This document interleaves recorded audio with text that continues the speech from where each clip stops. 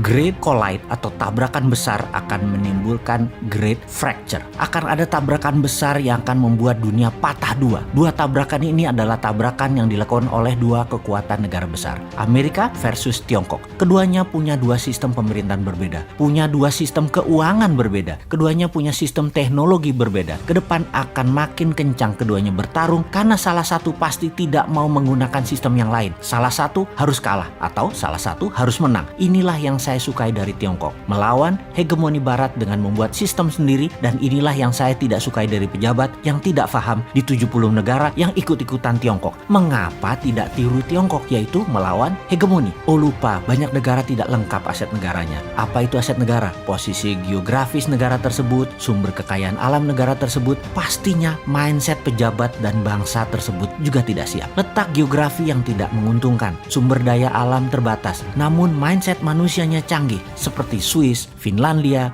New Zealand, dan banyak negara lain yang kecil dan banyak keterbatasan namun tetap makmur, sejahtera, dan dihormati. Indonesia memiliki segalanya, geografi lokasi yang strategis, sumber daya alam berlimpah, baik yang di dalam tanah maupun yang tumbuh di atas permukaan tanah, termasuk kekayaan lautnya seperti perikanannya. Tiongkok tidak selengkap kita punyanya. Amerika juga tidak punya kalau urusan kekayaan alam dan lokasi strategis negaranya seperti Indonesia. Yang tidak dimiliki bangsa dan negara Indonesia saat ini adalah cara mengelola negara yang akan membuat Indonesia menjadi negara superpower. 7 presiden ditambah semua kandidat terkuat yang katanya di tahun 2024 akan jadi presiden, top 10-nya deh sebut, tidak akan membuat Indonesia menjadi negara yang melakukan game changers, yang ada hanya menjadi follower negara besar sama mereka semua. Bahkan sama oligarki lokal saja sudah bertekuk lutut, apalagi globalis. Ditambah dua negara besar yang bertarung yang akan membuat dunia terbelah dua. Indonesia belum punya grand plan terhadap ketiganya, terhadap keempatnya, terhadap masalah semua itu. Mardi Gunesion menantang hegemoni barat, menantang komunis Tiongkok, menantang globalis, serta membubarkan oligarki lokal. Untuk itu kita harus memahami apa yang terjadi dalam 3 hal besar yang bakal terjadi yang harus diwaspadai selain mempersiapkan diri, membuat sistem sendiri di dalam strategi bernegara. Bahaya pertama adalah globalis tetap bermain, mengganggu kenyamanan masyarakat sampai kita semua pakai sistem mereka dan bergantung pada mereka. Salah satunya adalah currency mereka, sistem database mereka, yaitu sosial media dan teknologi mereka. Setelah serangan menggunakan biological weapon COVID-19